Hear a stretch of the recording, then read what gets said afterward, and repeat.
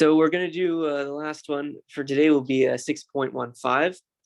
So a heat pump is used to heat a house and keep it at 20 degrees Celsius. On a day when the average outdoor temperature remains about 2 degrees Celsius, the house is estimated to lose heat at a rate of 120 kilojoules per hour. A power input of 5 kilowatts is needed to run the heat pump. Is this heat pump powerful enough to do the job? Okay, so we have a house here. We'll call it our hot reservoir because it's the relatively warm area. We have outside, which is the relatively cold area. And in between, we have our heat pump. Now, what's our heat pump doing? Well, we're putting in work to run this heat pump. And this heat pump is taking energy away from the colder area outside and moving it inside. Now, of course, this is pretty much the same. This is basically the same as a refrigerator. But instead of the goal being to cool this area, it's actually to heat this area. So the way we actually define the coefficient of performance is slightly different for a heat pump. So for a heat pump, we define the coefficient of performance as this guy divided by this guy, because it's the Q out that we want to maximize. That's the goal of a heat pump. So it, physically speaking, is the same as a refrigerator. But if we want to define its efficiency, we always define efficiency by what we want over what we put in. Now, what we put in is the work. That hasn't changed, right? We're putting in the work. But what we want to get out of it is the Q out. It's a refrigerator, but we're standing on the other side. My goal is not to cool down the outdoors as much as possible. My goal is to heat up the inside as much as I can. And that's why the definition is slightly different. So it's Q out over work in, not Q in over work in. So we're going to put this on the back burner for a second, and we're going to just look specifically at the numbers they give us. So in this case, we're told that the house is losing 100. That's not letting me write that high up. Let me erase that.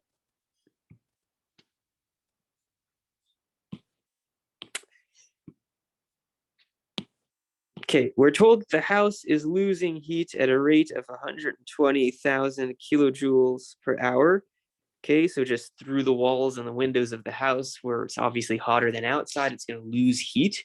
And that means that in order to maintain the house at 20 degrees Celsius, when outside is 2 degrees Celsius, we need to be pumping in a Q out of 120,000 kilojoules per hour to sort of match it. So the heat going in is the heat going out, and the temperature remains steady at a comfy, cozy 20 degrees Celsius. But the question is, are we going to be able to pump out that much heat with this heat pump? So let's see. We're only told that the heat pump is taking 5 kilowatts. And the other thing we're told is the operating temperatures of 20 and 2 degrees Celsius. So let's just think. In the best possible case, this heat pump will, all the processes going on inside will be reversible, which means that we're working with a Carnot efficiency. Now, what's the Carnot efficiency of the heat pump? It's going to look like this. And if we actually plug in the numbers in Kelvin, of course, so the low temperature being 2 degrees Celsius, so that's going to be 275. The high temperature is going to be 20 degrees Celsius, so it's 293. We'll get a heat pump coefficient of performance of 16.28, which means that we're basically pumping in 16.28 times as much heat to the house as we are, we're putting in. Sorry, the heat going into the house, which is what we want, is 16.28 times more than the work we're putting in. Now, the work we're putting in is 5 kilowatts. And if we're putting in 5 kilowatts of work, then we're going to get 16.28 times 5 kilowatts of heat into the house. So let's do that. 16.28 times 5. So we can say that Q out, being the Q into the house, the Q out of the heat pump is the Q into the house, is 81.4 kilowatts. Okay, but how much? So that's how much we can do in the best case. But how much do we actually need? Well, 120 kilojoules per hour. So per hour, if we want to go to per second, it's 120,000 divided by 3,600, which comes out to, oops, 33.3 kilowatts.